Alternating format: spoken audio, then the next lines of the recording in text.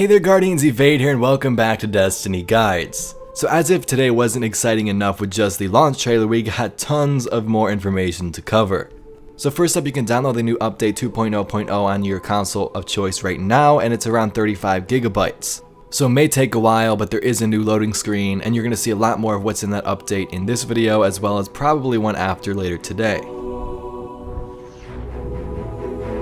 So Bungie released a new Vidoc called Forsaken Launch and Beyond. This discusses some Forsaken info they've been hiding away for a long time, finally being released out there into the wild, as well as some information on the annual pass and how D2 will function beyond Forsaken with content drops, so let's get right into it. So first up, let's talk about Update 2.0 and what you can expect to see in a brief summary. So the first thing you'll be able to see here is the new director, and it looks freaking awesome. Now you can see Mercury, Io have been moved over to the left side, you got your new events at the bottom like Gambit, and the whole brand new reef destination, the Tangled Shore and Dreaming City, is over there on the right side.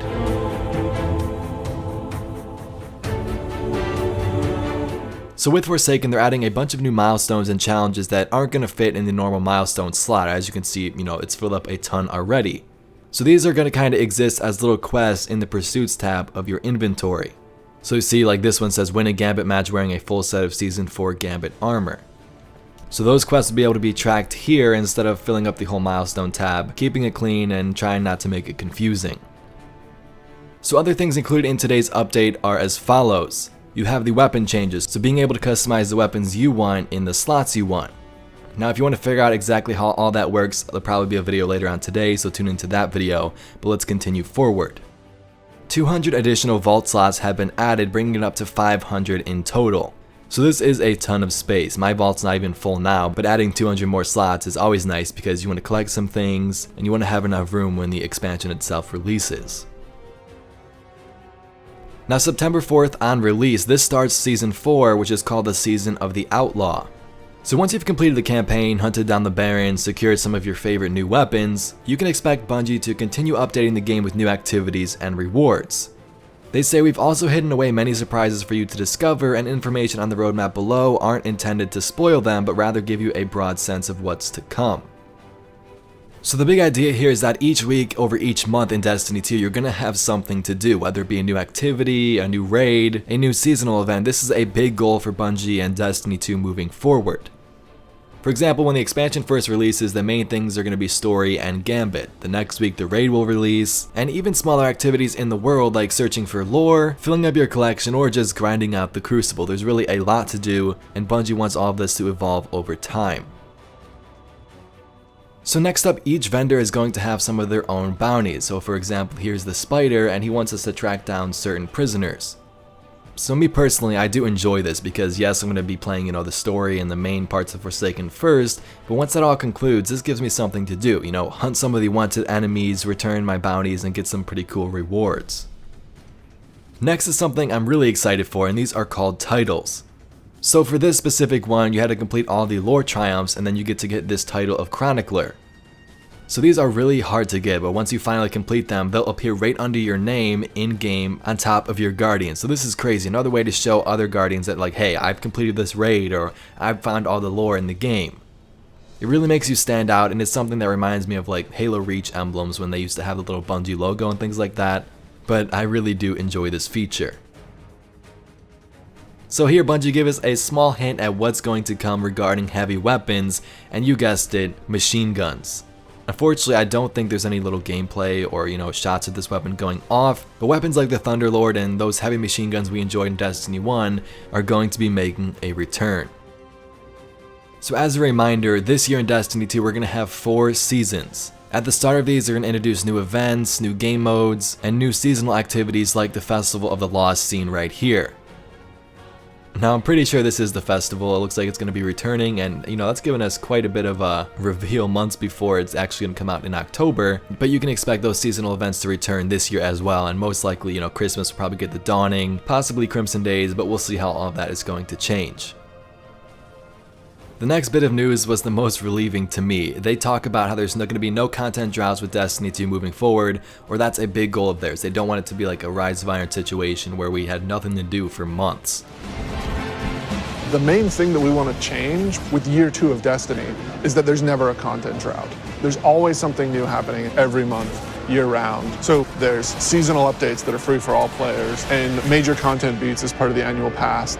So that's why they're kind of moving to this annual pass option over the, Curse of Osiris Warmind expansion type models and making content release more often. So let's talk about the annual pass. So the 3 annual pass drops are as follows: Black Armory, Joker's Wild, and Penumbra. These will offer a range of different experiences that consist of new endgame activities and modes, discovery, and challenges that escalate and flow over time. This annual pass content will release throughout the year and will also be working with the free seasons to keep the world alive and fresh. So before we talk about each of those specifically, here's a picture of the roadmap. Fall 2018, here's what we have. Today, update 2.0, all of these changes. September 1st, which is Saturday, we have the Gambit 24-hour trial, which is going to be very nice. If you don't have Forsaken pre-order, don't worry. Everybody who has Destiny 2 can try that out. September 4th, we have the Forsaken launch, of course. September 14th is the Last Wish raid. Iron Banner comes back the 18th. There's a new Crucible mode called Breakthrough and new Crucible maps live September 25th. And then some other stuff going on later this year, like Festival of the Lost returning with a twist. In December, here's what we have to look forward to: a free seasonal update, Season of the Forge. Now, I didn't really see this before, but it looks like heavy machine guns return here. I'm not sure if that's, for players who don't have Forsaken or if it's for everybody, but those are going to return in December. You also got new weapons, new Crucible content, Iron Banner, gameplay updates, and of course, seasonal ranks. So that's the free seasonal update. Alongside that, there's also the annual pass content, which is the Black Armory. Here's how Bungie described that.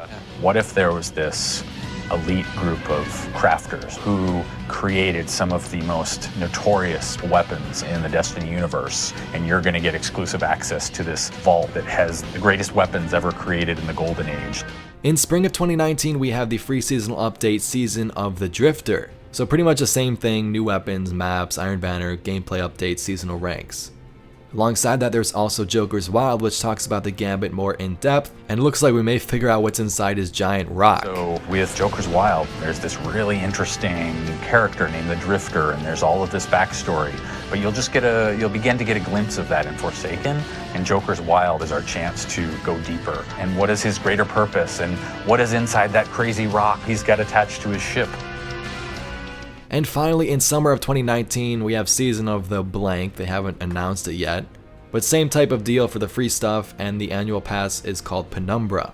So only the brave will learn what lurks in the shadow. Only the strongest will survive its teeth. So just like we saw with the Whisper of the Worm quest that came out recently, like those kind of secrets that players discover themselves are super exciting. What if we took an entire release, let leak the name Penumbra, but what if everything else was the mystery box that players will uncover collaboratively?